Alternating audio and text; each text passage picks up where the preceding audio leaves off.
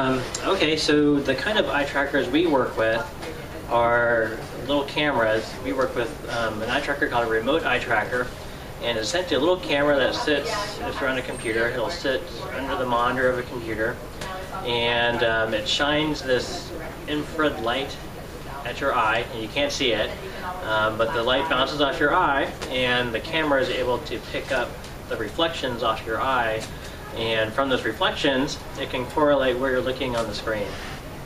And we got interested in this maybe 7 years ago, 6 or 7 years ago, when we were trying to find ways to have more secure password authentication. So rather than just typing in your password, we had a couple schemes that were a little more secure.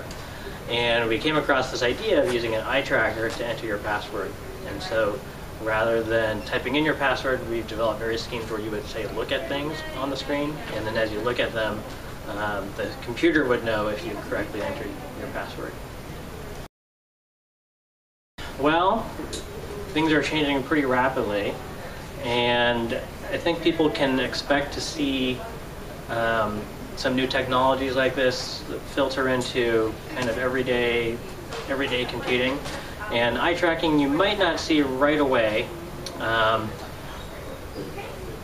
now the main hurdles is there's some cost for the actual camera. It needs some higher powered optics than you would have in, say, like a webcam. But you think about the webcams, they used to be several $100s to buy or more. Some of them were many hundreds of dollars, and the price has come down with market forces. And so I think you're going to start to see more eye tracking systems for kind of everyday usage. And right now the market has been more for research purposes, or also for disabled. So if someone, for example, can't move and need a way to input something to the computer, then eye tracking has been one way that's been done. Parallel computing is when you have lots of processors, lots of little computers working at the same time.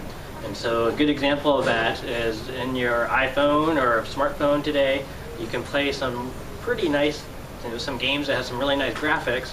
And the way that's possible is in these devices today, like your smartphone, to process the graphics, there are actually, in many cases, dozens or hundreds of little processors that can handle little sections of the screen for animating what's happening on the screen. And if you expand that to not just handling graphics, but kind of everyday computation, then that's the idea of parallel processing. It's a little more complicated than having a single processor, because now you have to be able to take some problem and split it up in a way that all these processors can work on them. But that's the other way the industry is going today. You can't buy a computer nowadays that has just one processor in it. When you buy one from the store, it will have dozens of different kinds of processors inside.